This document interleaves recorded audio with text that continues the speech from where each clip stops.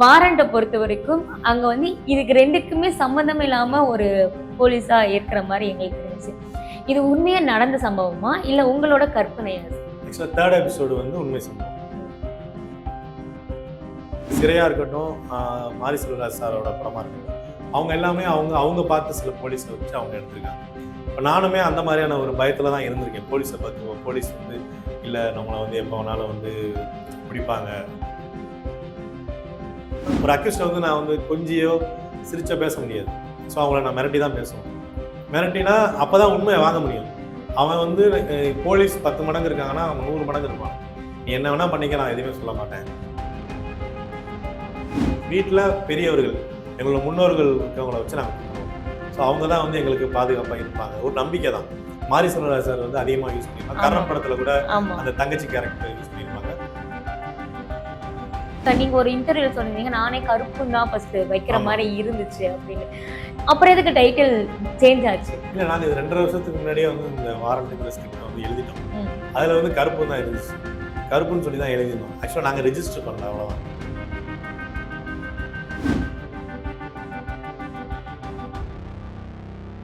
திரைமொழி நேர்கள் எல்லாத்துக்கும் வணக்கம். இன்னைக்கு நம்ம கூட ஒரு சூப்பரான கெஸ்ட் தான் இருக்காங்க. Director Vignesh Natarajan sir.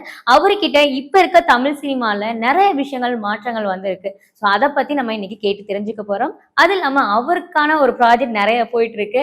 அவரை பத்தியும் நிறைய விஷயம் இன்னைக்கு நம்ம கேட்டு தெரிஞ்சு போறோம். வணக்கம் சார். வணக்கம். எப்படி இருக்கீங்க? நல்லா இருக்கேன்.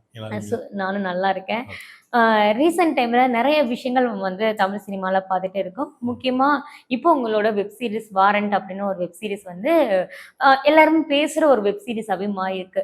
பொதுவா நம்ம வெப் சீரிஸ் எடுத்துட்டோம்னா அதர் லாங்குவேஜ் சீரிஸா நம்ம அதிகமா பார்த்து அதுக்கு வந்து அடுத்தடுத்த எபிசோடுக்கான வெயிட் பண்ண ஒரு தருணங்கள் இருக்கு. இந்த மாதிரி ஒரு வெப் சீரிஸ் வரும்போது மக்கள் வந்து அடாப்ட் பண்ணிக்கிறாங்கல்ல.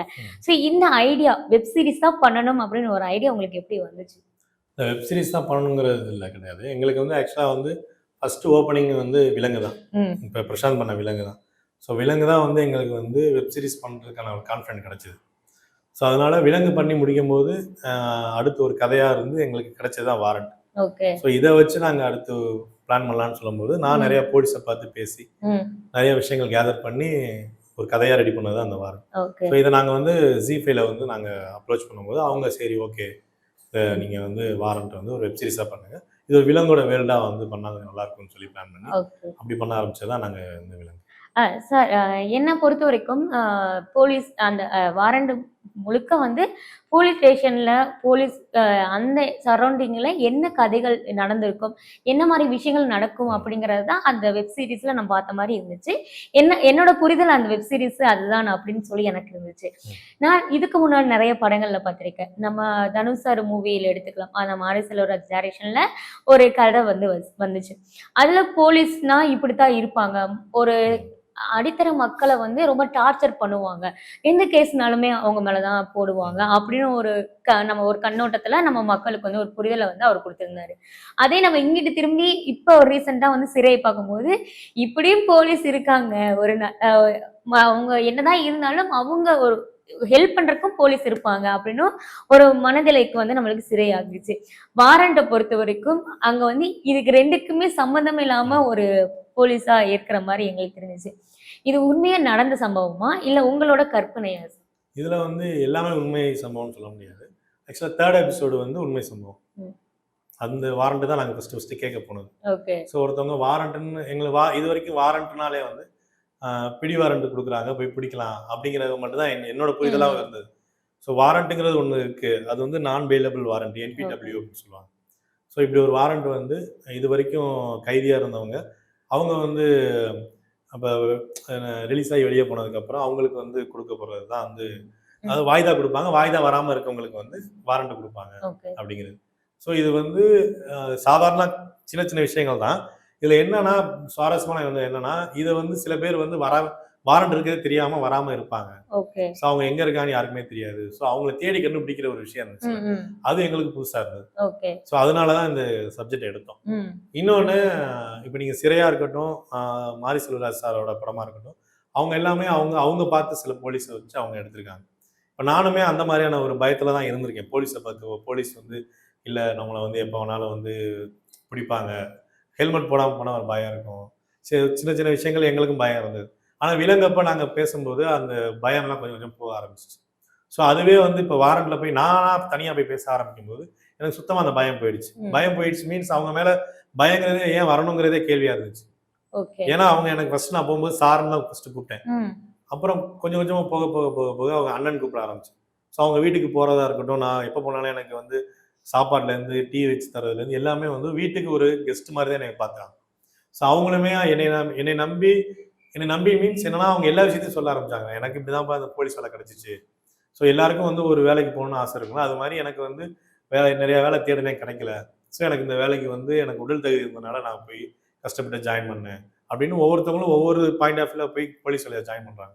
ஸோ ஜாயின் பண்ண எல்லாருமே வந்து இதே மாரி கொடூரமா அடிச்சு, அது மாரி பண்றவங்க கேரக்டர் கிடையாது. ம். அவங்க கிடைச்ச ஒரு கவர்மெண்ட் வேலை. என் குடும்பத்த நான் பாதுகாக்கணும் அப்படிங்கிறதுக்காண்டி அவங்க வேலை பார்க்குறாங்க. அவ்வளோதான். ஓகே. அதுல சில சம்பவங்கள் சூழ்நிலை தான் காரணம். அவங்களோட இதுவே வந்து என்னன்னா, ஒரு அக்யூஸ்ட வந்து நான் வந்து கொஞ்சியோ, சிரிச்சோ பேச முடியாது. ஸோ அவங்கள நான் மிரட்டி தான் பேசணும். மிரட்டினா அப்பதான் உண்மைய வாங்க முடியும். அவன் வந்து போலீஸ் 10 மடங்கு இருக்காங்கன்னா, அவங்க 100 மடங்கு இருப்பானுங்க. நீ என்ன வேணா பண்ணிக்க, நான் எதுவுமே சொல்ல மாட்டேன். அவனுக்கு தேவை நான் திருடின நகைய வந்து நான் இல்லைன்னு சொல்லி ப்ரூஃப் பண்ணி நான் எப்படியாச்சும் நகைய நான் என் காசு ஆக்கணும்னு தான் அவன் பார்ப்பான். ஸோ அவன போய் நீ எவ்வளோ கொஞ்சினாலும், கெஞ்சினாலும் தரமாட்டான். ஸோ அவன நம்ம இந்த மாரி அடிக்கிறதுலயோ, திட்டுறதுலயோ தான் வந்து அவன் வந்து தருவான். இப்ப அந்த மாரி சில சம்பவங்கள் அதாவது எதிர்பாராத விதமா நடக்கிறதும் இருக்கு. சில பேர் வந்து ப்ரூட்டலா நான் வந்து நாங்க இப்படிதான்டா இருப்போம். தப்பா தப்பா அவங்க போலீஸ தப்பா நெனச்சுக்கிட்டு, ஓகே. நான் இப்படிதான் இருப்பேன். இப்படி இருந்தா தான் வந்து எல்லாம் பயப்படுறாங்க. அப்படின்னு அந்த பயத்த யூஸ் பண்ணி நம்ம நெறைய உண்மைய வாங்கலாம். அப்படின்னு சில விஷயங்கள் பண்றனாலயும் தப்பு நடக்குது. ம். ஸோ அது அவர் சொல்றதும் வந்து ஒரு சமயத்துல நடந்திருக்கு. இந்த சைடும் ஒரு சமயம் நடந்திருக்கு. So okay. நான் 2யுமே வந்து நான் வந்து இந்த மாரி கொடூரமான போலீஸ் படிச்சிருக்கேன். பட் ம். நான் பார்க்கல. ஸோ நான் பார்த்திருந்தேன்னா, மேபி நான் அது மாரி கூட இப்படிதான் இருக்கணும்னு எழுதிருக்கலாம். ஸோ நான் பார்த்த விஷயங்கள்ல இது மாரி நடக்கல. ஸோ ம். அதனால எனக்கு என்ன தெரியுதோ, எனக்கு என்ன புரிஞ்சுக்கிட்டேனோ, அத வச்சு இந்த வாரண்ட்ட நான் பண்ணிருவேன். Okay sir. அ இப்ப வந்து ஒரு படமா நம்ம வந்து மக்களுக்கு குடுக்கும்போது, அதுலருந்து ஏதோ ஒரு தாக்கம், ஏதோ ஒரு விஷயங்கள் வந்து மக்களுக்கு வந்து புரிதலுக்காக இருக்கும். இப்ப சிறைய பொறுத்தவரைக்கும் நீங்க முன்னாடி நம்ம பேசுன மாரி ம். தான். போலீஸோட புரிதல் நம்ம பேசினாலும் நம்ம எமோஷனலுக்கு அவங்களுக்கு வந்து ரெஸ்பான்ஸ் குடுப்பாங்க அப்படின்னு ஒரு புரிதல் சிறை மூலியமா எங்களுக்கு எல்லாத்துக்குமே கிடைச்சுச்சு. அதே மாரி தான் வந்து நான் மாரி செல்வராஜ் அவர்களோட மூவிலயும் பார்த்தோம்னா, நெறைய புரிதல்கள் இருக்கு. ம். ஒவ்வொரு படங்கள்லயும் இந்த காட்சிய வச்சு நம்மளுக்கு இப்படிதான் இருப்பாங்க. அத வச்சு தானே எப்படினாலும் படம் எடுக்க போறாங்க அப்படிங்கிறது ஒரு ஸ்க்ரீன்ல நான் பார்க்கும்போது, ஒரு படங்களா பார்க்கும்போது, எனக்கு புரிதல் இருக்கு. ஆனா ஒரு வெப் சீரிஸா அடுத்தடுத்த எபிசோடா நான் பார்க்கும்போது, மக்களுக்கு இந்த புரிதல் இருக்குமா? இருக்காதா? அப்படிங்கிற ஒரு டவுட் இல்லாம வெப் சீரிஸ் எடுத்திருக்கீங்க. ம். ஏன் வெப் சீரிஸ் அப்படின்னு போயிருக்கணும்? ஏன் இது படங்களா எடுத்திருக்கலாமே? எடுக்கலாம். படங்களா எடுக்கலாம். எனக்கு வந்து இப்ப கிடைச்ச பிளாட்ஃபார்ம் வந்து ஓடிடி தான். ம். ஸோ இன்னொன்னு வந்து அது ரொம்ப ஈஸியாவும் வந்து ஆல்ரெடி நாங்க விலங்கு எடுத்தனால, ம். ஆல்ரெடி அதோட கனெக்ட் பண்ணிக்கிற மாரி ஒரு விஷயங்கள் இருந்தனால, ஓகே. அந்த நாங்க வெப் சீரிஸ் நாங்க ஓடிடி அப்ரோச் பண்ணோம். ம். மத்தபடி வந்து இத படமா எடுக்கலாம்னா எடுக்கலாம். ஸோ இதுலயே நெறைய கதைகள் இருக்கு. இப்ப எனக்கு தெரிஞ்சு இதுல வந்து ஒரு 4 வாரண்ட் யூஸ் பண்ணியிருக்கோம். பிளஸ் ஒரு 2 கதை இருக்கும். ஆமா. ஆனா இது இல்லாம நெறையாவும் இருக்கு. அவங்க சைட்ல இருந்து. இப்ப நான் அத அடுத்து நான் முயற்சி பண்ற இடத்துல வந்து அத படமா கேட்கும்போது நான் படமாவும் குடுக்கலாம். இல்ல நீ திரும்பி ஒரு ஓடிடில எனக்கு வந்து ஒரு வெப் சீரிஸ் குடுக்கணும்னாலும் அத குடுக்கலாம். ஸோ இதுதான் இல்ல மக்களுக்கு தேவை ஏதோ ஒரு என்டர்டெயின்மென்ட் கிடைச்சா ஓகே. ம். அவங்களுக்கு வந்து நம்ம இது இது குடுத்தாலும் பார்ப்பாங்க, இது குடுத்தாலும் பார்ப்பாங்க. கரெக்ட்டா ஓரளவுக்கு நல்லா அவங்களுக்கு புடிச்ச மாரி பண்ணா கண்டிப்பா வந்து மக்கள் ஏத்துப்பாங்க. ஓகே. அவ்வளவுதான். அந்த புரிதல்ல எங்களுக்கு எது கிடைச்சாலும் ஓகேங்கிற இதுல தான் நான் இருக்கேன். Okay sir. ஸோ அந்த விலங்குகளையும் மாரடையுமே காமனா நான் பார்த்த விஷயங்கள் வந்துட்டு, இந்த ஊர் தெய்வங்கள்னு சொல்லி நெறைய கடவுள் வழிபாடுகள் வந்து நம்ம ஊர் சைட் பண்ணுவாங்க. இதுக்கு நான் காமனா வந்து விலங்குக்கும் இதுக்கும் தொடர்புள்ள ஒரு விஷயமா பார்த்தது, இந்த கடவுள் வழிபாடு ம். அங்கங்க இருந்தது. ஸோ இதுலயும் பார்க்கும்போது இந்த மாரி விஷயங்கள்லாம் நெறைய இருந்துச்சு.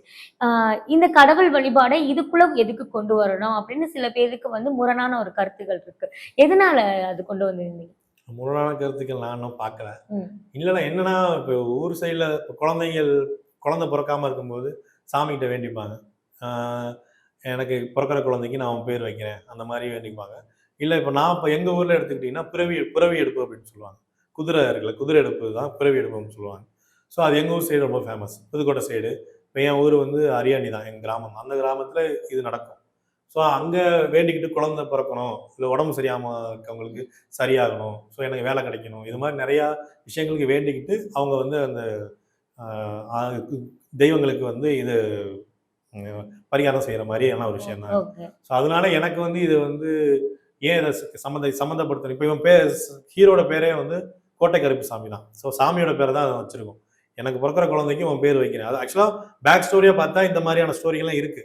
அவங்க அம்மா வந்து எனக்கு லேட்டாக தான் குழந்தை பிறந்திருக்கும் அவங்களுக்கு. உடனே அவங்க வேண்டிக்கிட்டு பெத்த பையன் தான் வந்து கோட்டை கருப்புசாமி அப்படின்னு பேர் வச்சதெல்லாம் அதில் இருக்கு. ஸோ அதெல்லாம் வந்து நிறைய கதைகள்லாம் இல்லாமல் நான் ஃப்ளோவாக போயிட்டோம். பட் எனக்கு வந்து ஏன் சாமி மேலே அப்படின்னா, இப்போ நாங்கள் அதிகமாக கும்பிட்றது வந்து எங்கள் வீட்டு தெய்வம் நாட்டார் தெய்வம் அப்படின்னு சொல்லுவாங்க. இப்போ நாங்கள் முதல்ல கும்பிட்றது வீட்டு தெய்வம். வீட்டில் பெரியவர்கள் எங்களோட முன்னோர்கள் இருக்கவங்கள வச்சு நாங்கள் கும்பிடுவோம். ஸோ அவங்க தான் வந்து எங்களுக்கு பாதுகாப்பாக இருப்பாங்க. ஒரு நம்பிக்கை தான்.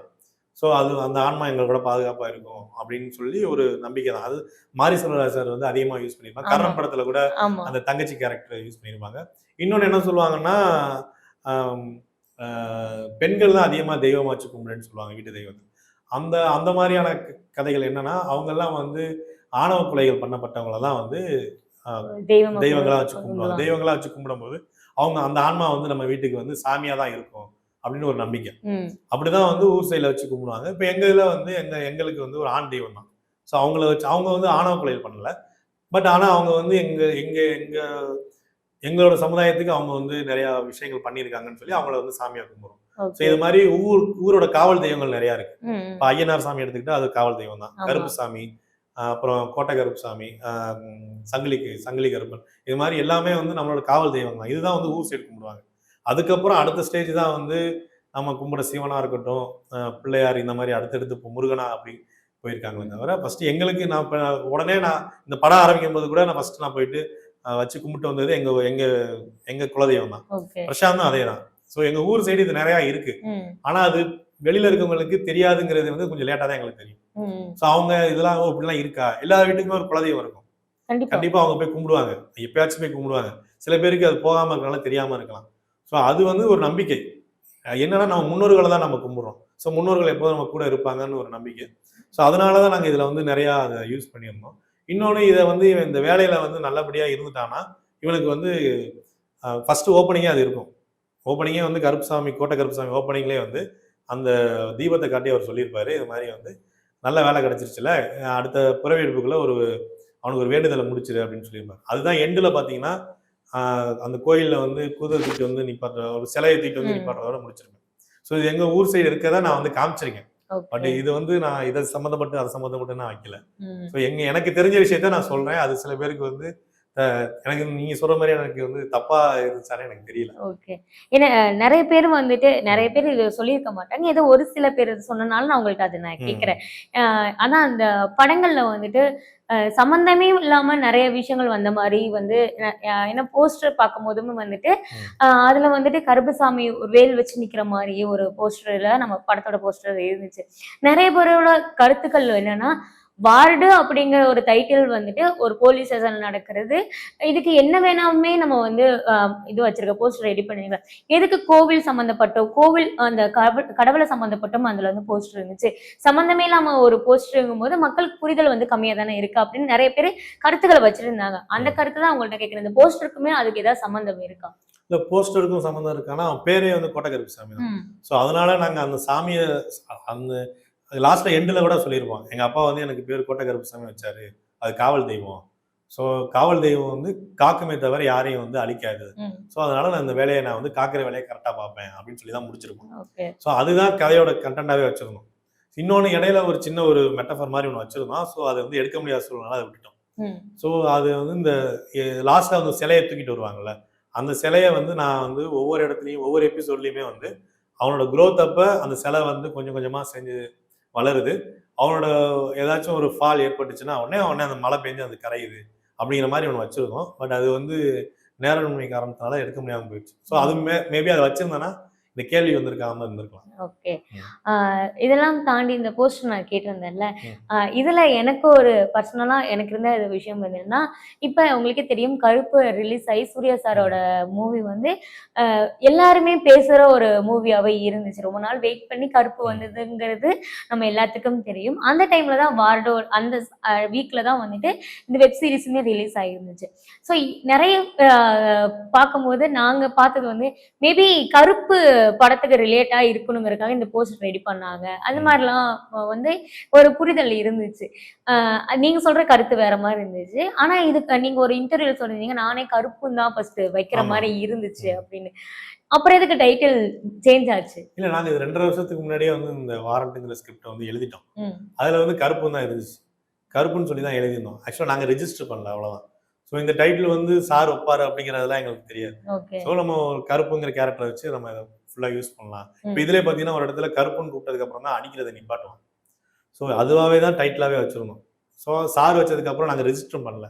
அதுக்கப்புறம் தான் நாங்க வாரண்ட்ட போய் சரி இதுல வந்து கேஸ் வாரண்ட் இருக்கு. இதை வச்சு நம்ம ரெஜிஸ்டர் பண்ணிக்கலாம். ம். தமிழ்ல பேர் வைக்கிறது தான் எங்களோட நோக்கமே. ம். ஸோ தமிழ்ல வேற பேர் வைக்கிறதுக்கு வந்து கோட்டை கருப்பு சாமியோட பிளான் பண்ணோம். ஆனா கோட்டை கருப்பு சாமி அப்படின்னா அது கொஞ்சம் கேட்கவே ஒரு மாதிரி கருப்புங்கிறது வந்து அது வந்து ஒரு சைடு வந்து பவராகவும் வச்சுக்கலாம், ஒரு சைடு வந்து நார்மலாக வச்சுக்கலாம். நார்மலா ஆனா வச்சு. கோட்டை கருப்பு சாமின்னு போட்டோம்னா சங்கிலி கருப்பு கோட்டை கருப்புன்னு வச்சோம்னா அது பவராகவே இருக்கும். ஸோ அந்த பவர் வந்து இதுல வந்து ரொம்ப லைட் வெயிட்டடா இருக்கனால கம்மியாயிருமோங்கிற பயத்துல தான் நாங்க வந்து வாரண்ட்னு வச்சோம். ம். இன்னொன்னு இது டோட்டலாவே அது ஆக்சுவலாவே வந்து கருப்புங்கிறத வச்சு தான் டிராவலே பண்ணது. முகமதுலி கதை கூட அதுக்கு தான் வச்சது.